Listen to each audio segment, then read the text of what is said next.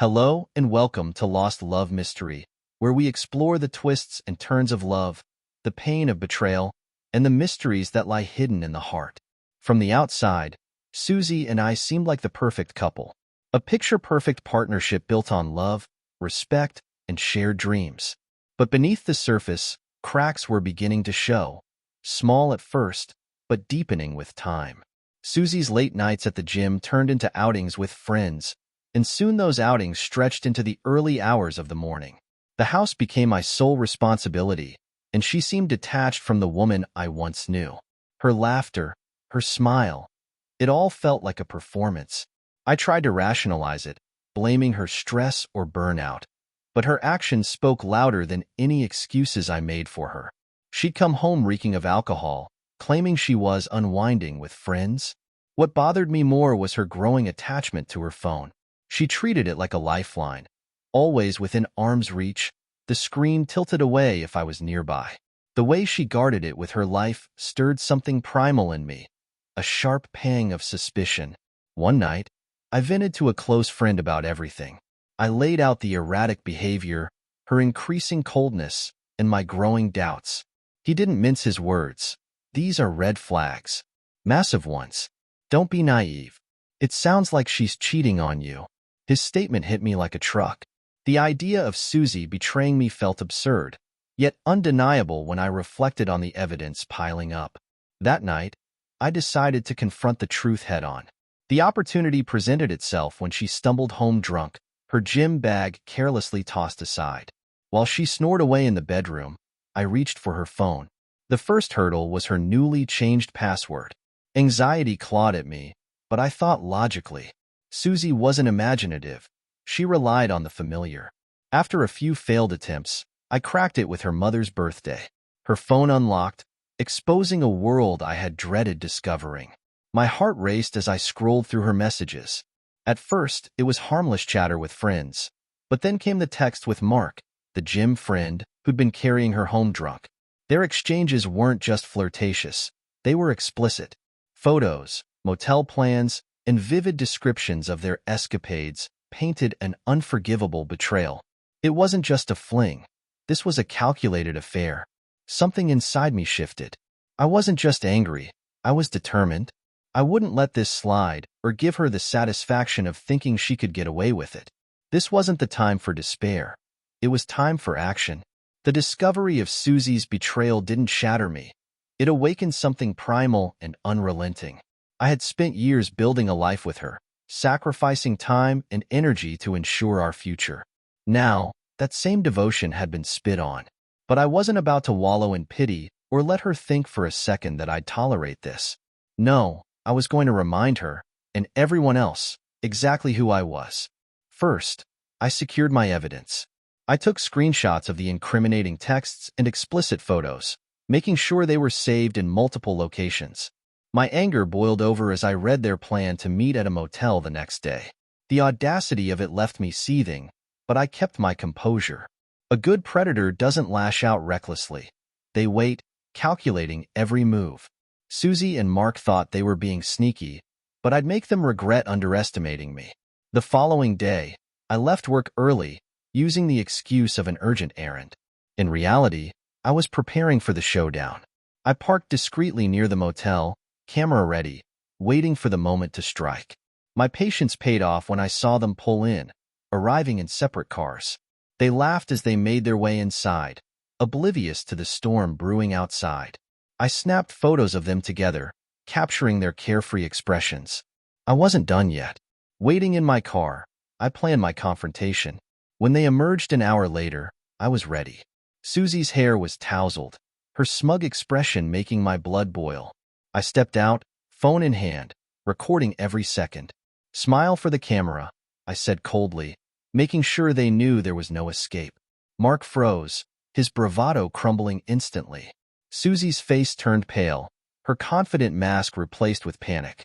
She stammered excuses, trying to justify the unjustifiable, but I wasn't interested in her lies. I unleashed a tirade of anger, making sure everyone in earshot knew exactly who they were dealing with. "You think you can disrespect me and walk away unscathed?" I spat. "You're nothing but a coward, and she's your worthless side piece." Susie broke down, tears streaming as she begged for forgiveness. But I had no sympathy left. I walked away, leaving them both humiliated. My job wasn't done, though. Public humiliation was just the first step. It was time to sever ties with her completely and reclaim my dignity. Walking away from the motel confrontation wasn't enough. If Susie thought a few crocodile tears would fix things, she was sorely mistaken. This wasn't about salvaging a broken relationship. It was about taking control of my life and ensuring she understood the magnitude of her betrayal. That night, I packed her belongings into boxes, placing them in the garage. I wasn't going to live under the same roof with someone who had shattered my trust. The divorce proceedings began immediately. My lawyer, a shark in the courtroom, assured me that Susie's infidelity would play a significant role in the settlement. With the evidence I had gathered, I was confident she wouldn't get a penny from me. I'd worked tirelessly to build my career and secure the house we lived in. She had no claim to any of it, and I intended to make sure she walked away with nothing. Meanwhile, Susie continued her pathetic attempts to reach me. She sent long-winded texts filled with apologies and excuses, begging for another chance. But her words fell on deaf ears. I didn't respond, deleting her messages without a second thought. When she showed up at my workplace, causing a scene, I didn't hesitate to put her in her place. In front of everyone, I made it clear she was no longer welcome in my life. The humiliation on her face was satisfying, but it wasn't enough to erase the damage she had done. To ensure I stayed ahead, I deactivated our shared accounts, changed all passwords, and removed her name from every document she had access to. I wasn't leaving anything to chance. Susie had already proven she was untrustworthy, and I wouldn't allow her to exploit me further. My focus was on protecting what was mine while dismantling every connection she had to my life. The public fallout was inevitable. Friends and family reached out, shocked by the revelation of Susie's infidelity. Some tried to mediate, suggesting reconciliation, but I shut them down immediately.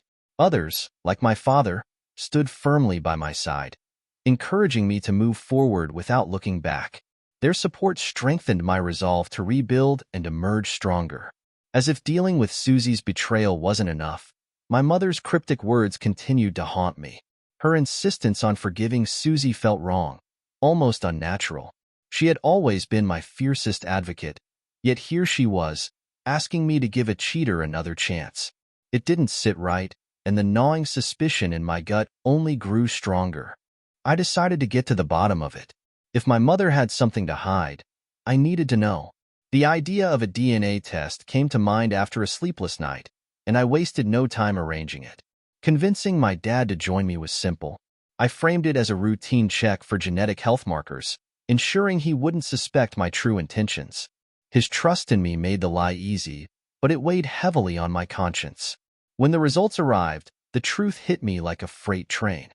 I wasn't biologically related to my father. The man who had loved and raised me, who had stood by me through thick and thin, wasn't my blood. The betrayal ran deeper than I could have imagined. My mother, the woman I had idolized, had lied to both of us for over 3 decades. Confronting her was inevitable.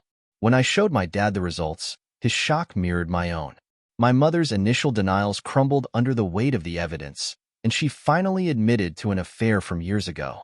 Her tears and apologies did nothing to quell the anger and hurt coursing through me.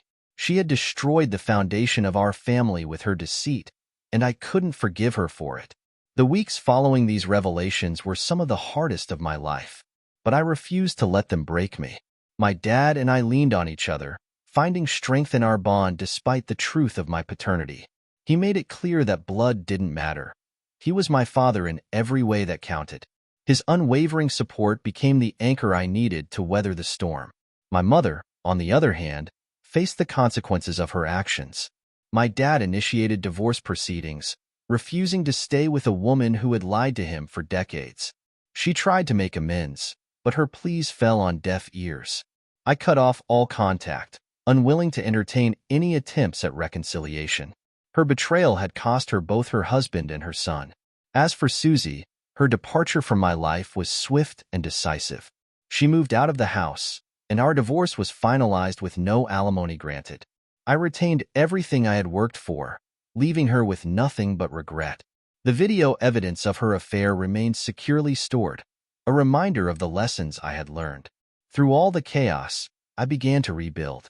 I refocused on my career, channeling my anger into success. I started hitting the gym, reclaiming my physical and mental strength. Every step forward felt like a victory, a testament to my resilience. In the end, I emerged stronger, not just despite the betrayals, but because of them.